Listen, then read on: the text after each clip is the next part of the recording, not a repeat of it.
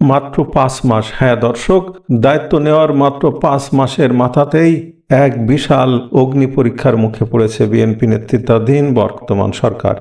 একদিকে উত্তাল রাজপথ, অন্যদিকে খোদ প্রধানমন্ত্রীর সামনেই শিক্ষার্থীদের বিক্ষোভ, আর এই পুরো দাবানলের সূত্রপাত মাত্র একটি শব্দ থেকে, ব্রয়লার মুরগি।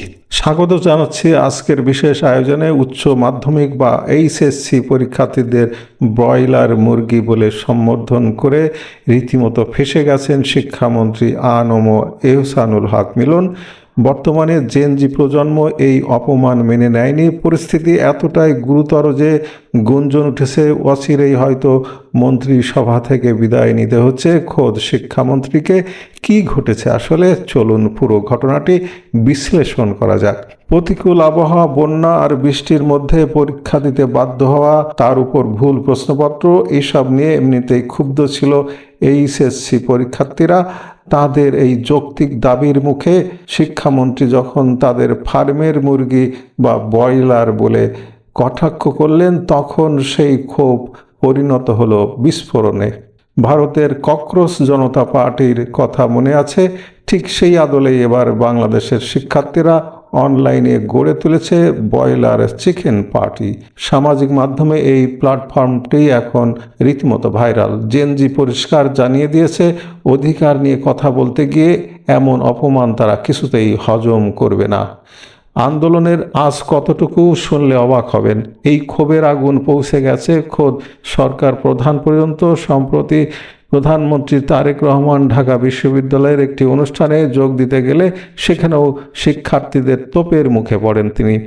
পরিস্থিতি সামাল দিতে ঢাকা বিশ্ববিদ্যালয় এলাকায় বিজিবি পর্যন্ত মোতায়েন করতে হয়েছে প্রশাসনকে। নতুন সরকারের শীর্ষ মহলের উপস্থিতিতে এমন নজিরবিহীন বিক্ষোভ খোদ বিএনপির ভেতরেই চরম অস্বস্তি তৈরি করেছে। দলটির হাইকমান্ডও ভাবতে বাধ্য হচ্ছে, পরিস্থিতি কি হাতের নাগালের বাইরে চলে যাচ্ছে। গত মঙ্গলবার সংসদ অধিবেশনেও এই ইস্যু নিয়ে ঝড় ওঠে। বিরোধী দল তো বটেই, নিজের দলের সদস্যদের তোপের মুখে পড়েন শিক্ষামন্ত্রী মিলন। উদ্ভূত পরিস্থিতির জন্য তিনি দুঃখ প্রকাশ করেছেন ঠিকই, কিন্তু দায় চাপিয়েছেন আবহাওয়া অধিদপ্তরের ভুল তথ্যের উপর। শিক্ষামন্ত্রী আশ্বাস দিয়েছেন, ক্ষতিগ্রস্ত শিক্ষার্থীদের পুনরায় পরীক্ষা নেওয়া হবে, কিন্তু শিক্ষার্থীরা এতে সন্তুষ্ট নয়। মঙ্গলবার সংসদ ভবনের সামনে জড়ো হওয়া শিক্ষার্থীদের লাঠি পেটা করে ছত্রভঙ্গ করে দেয় পুলিশ, আর এই লাঠি চার্জ যেন আগুনে ঘি ঢেলে দিয়েছে। আজ রাতের মধ্যেই শিক্ষামন্ত্রীর পদত্যাগের আলটিমেটাম দিয়েছে শিক্ষার্থীরা। উত্তরা থেকে ঘোষণা এসেছে বুধবারের মার্চ টু শিক্ষা মন্ত্রণালয় কর্মসূচির। তাহলে কি মিলনের বিচ্ছেদ ঘটছে? সরকারের দায়িত্বশীল সূত্রগুলো বলছে, শিক্ষামন্ত্রী ও প্রতিমন্ত্রীর এসব ভাইরাল বক্তব্যে সরকারের হাইকমান্ড অত্যন্ত ক্ষুব্ধ। আগামী 6 মাসের মধ্যে মন্ত্রিসভায় বড় ধরনের রদবদলের গুঞ্জন তো আগে থেকেই ছিল।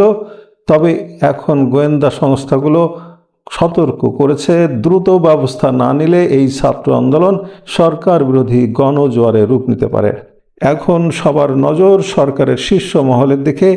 শিক্ষার্থীদের এই তীব্র ক্ষোভ প্রশমনে সরকার কি শেষ পর্যন্ত আ.ন.ম এহসানুল হক মিলনকে সরিয়ে দেবে, নাকি অন্য কোনো পথে হাঁটবে সরকার?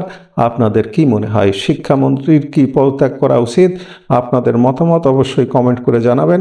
ভিডিওটি ভালো লাগলে লাইক দিন, শেয়ার করুন এবং নিয়মিত এমন বিশ্লেষণ পেতে আমাদের চ্যানেলটি সাবস্ক্রাইব বা পেজটি ফলো করে সাথেই থাকুন।